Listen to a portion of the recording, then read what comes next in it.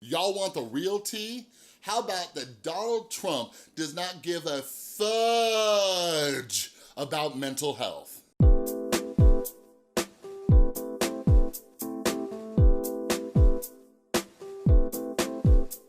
What is up, everybody? This is Chris from The Rewired Soul, where we talk about the problem, but focus on the solution. And if you're new to my channel is all about mental health. Typically what I do is I try to provide tips and tools from my personal experience to try to help you improve your emotional and mental well-being.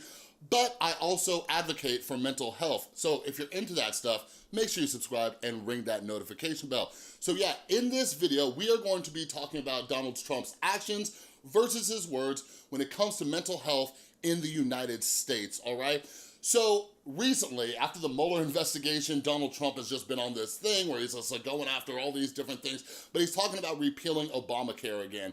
And Obamacare is more formally known as the Affordable Care Act, all right? And that's something that we really need to talk about. If you are watching this and you care about mental health care, if you care about getting help for people who have mental illnesses, you need to care about this subject, all right? So the first thing that I will just get out of the way is this, all right? Obamacare, or the Affordable Care Act, is not perfect, all right? It is not perfect. It needs to be adjusted, rearranged, some things need to change. That is my personal opinion on that matter.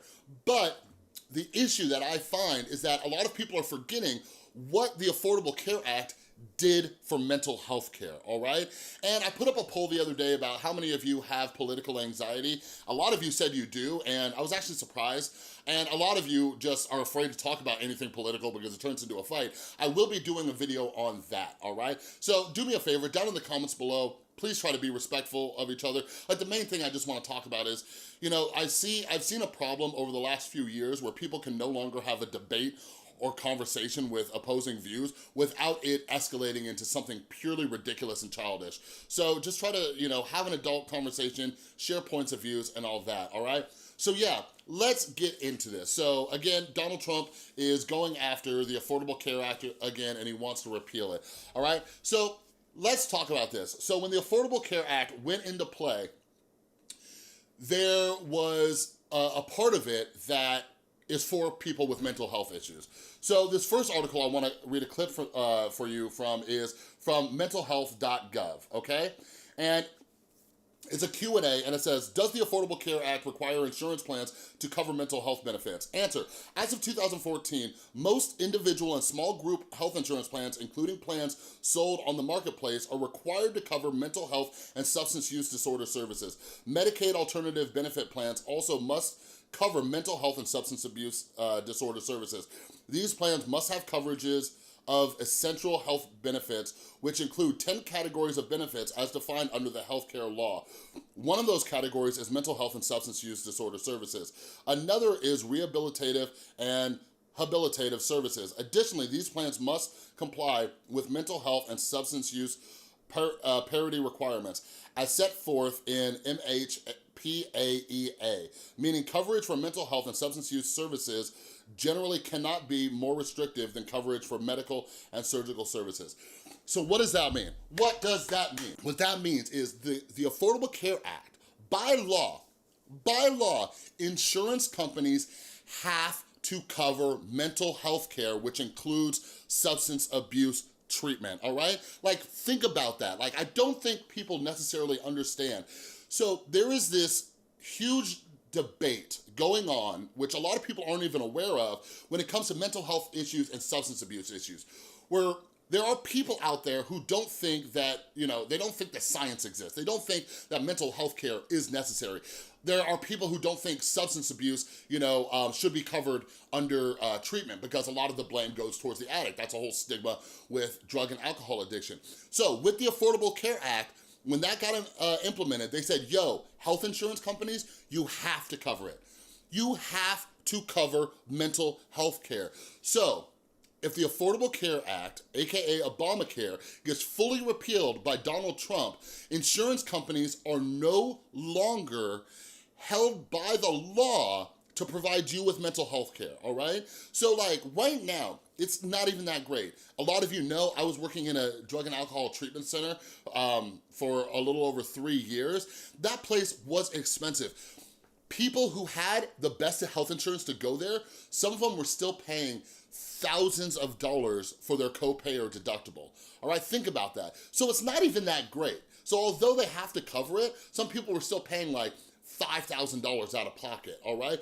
But it was better than nothing, okay? If this thing gets repealed, then health insurance companies don't even have to cover therapy. They don't have to cover psychology. They don't have to cover psychiatrists. They don't have to cover those things.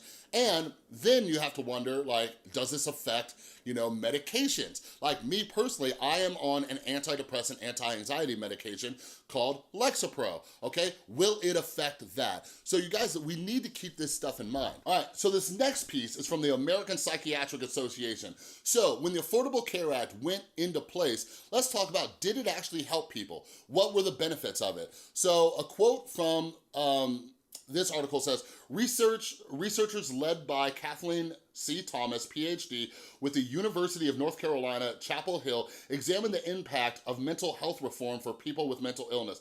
They used the Health Reform Monitoring Survey to examine health insurance, access to care, and employment for more than 1,500 people with mental health conditions pre- and post-implementation of the Affordable Care Act.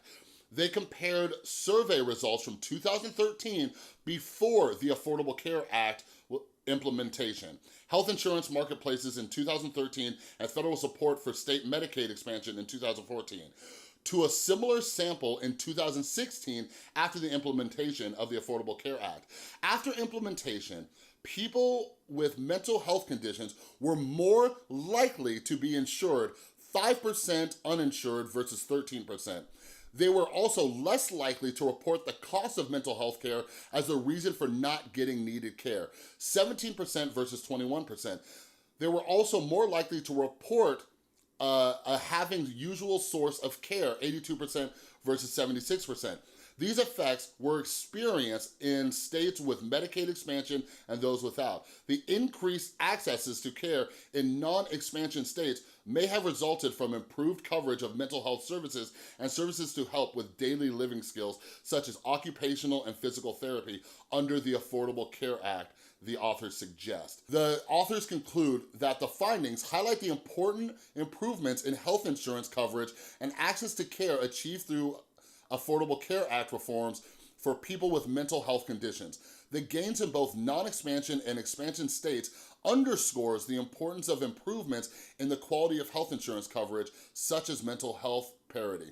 All right, so what that's saying in a nutshell is when the Affordable Care Act went into place and health insurance companies were mandated by the law to cover mental health care as well as substance abuse treatment, more people were getting help. And it even says in there that even though that there were some costs associated with it, it was less than what it was before, so they were still more likely to get mental health care, all right? So we need to care about this. So how does Donald Trump come into play with this? Again, aside from just trying to remove this, here's what really grinds my gears about this, all right? The United States has a major issue with mass shootings, all right? And listen to me, I am pro common sense gun laws. That's me, okay? But anyways, anytime a mass shooting happens in the United States, which is happening all the freaking time, Donald Trump comes out and he says, this is not a gun problem, this is a mental health problem, all right? So not only is he trying to repeal the Affordable Care Act, but he's saying he cares about mental health and how all this stuff works, right? Because, they need mental health care. We don't need to get rid of guns. We just need to get mental health care. Well, check this out. This is from an NPR article not long after one of the mass shootings, okay? It talks about the massive budget cuts that Donald Trump was trying to implement to decrease funding for mental health care. It says, but the budget blueprint also slashes spending for the Substance Abuse and Mental Health Administration, that's SAMHSA, by $665 million.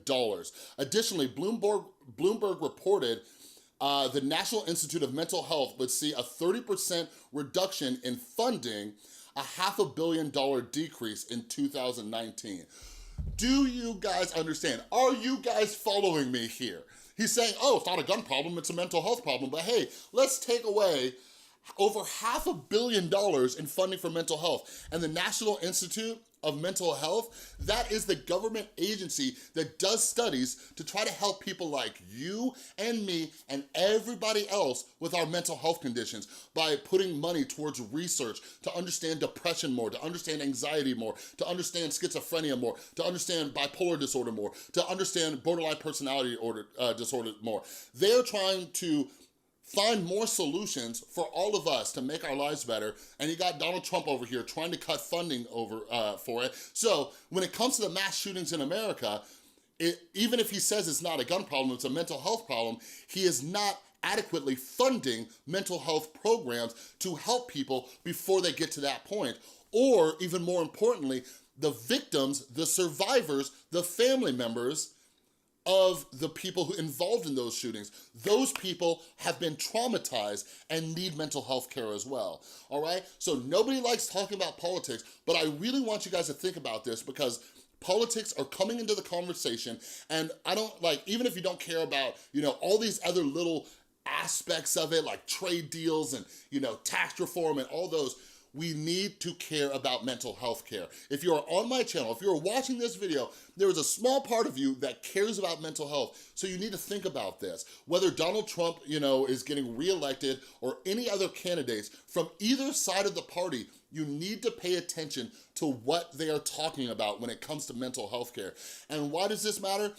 I've gotten a lot of flack lately for being an unlicensed, unqualified person on the platform talking about mental health. Well, guess what? If we keep putting funding towards mental health care with professionals, you don't need jackholes like me on YouTube trying to put out free videos to help people. But you need to go and vote, all right? So in the 2020 election, make sure you're paying attention up until then and see who does and does not care about mental health. And look at their track records too, because I will be doing videos about how Donald Trump on the campaign trail talked a lot about the opioid crisis, and he hasn't done jack squat for it, all right? Anyways, I hope you enjoyed this video. Let me know your thoughts down below. If you like this video, please give it a thumbs up. If you're new, make sure you subscribe and ring that notification bell. And a huge, huge thank you to everybody supporting the channel over on Patreon. You're all amazing. And if you would like to become a patron, help support the channel, get involved in our monthly Q&A and all that stuff, click or tap right there, all right? Thanks so much for watching. I'll see you next time.